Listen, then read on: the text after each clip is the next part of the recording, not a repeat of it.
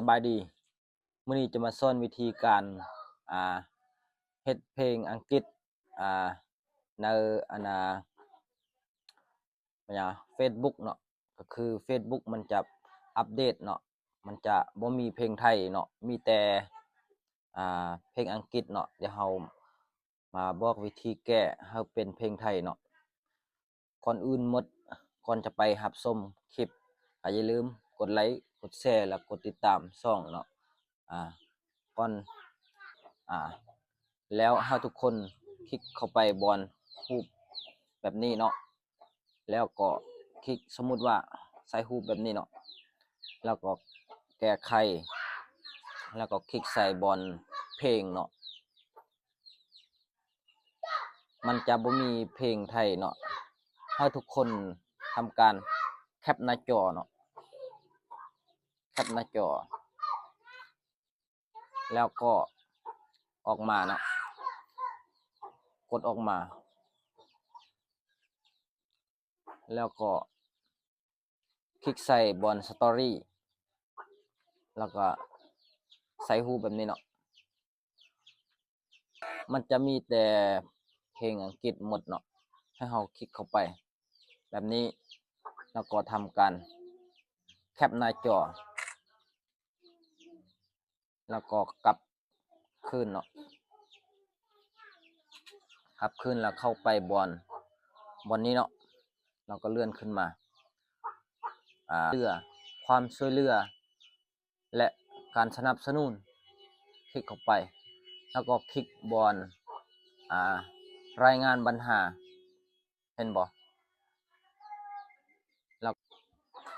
กดรายงานปัญหาต่อ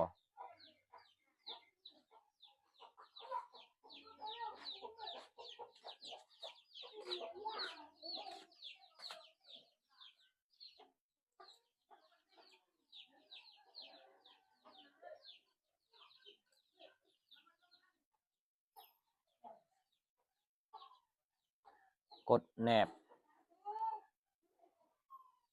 เราก็เลื่อนขึ้นมาสตอรี่หลังจากนั้นก็ให้ทุกคนกดบนนี้เนาะกดให้ทุกคนกดข้างแล้วก็กดเลือกมันจะเห็นแบบนี้ให้เรารายงานปัญหาสวัสดีครับ Facebook ช่วยแก้ไขเพลงในเฟซให้เป็นเพลงไทยมีแต่เพลงอังกฤษช่วยแก้ไขให้เป็นเพลงไทยหน่อยครับและสตอรี่ก็เหมือนกันช่วยแก้ไขให้หน่อยหรือบ่เนาะ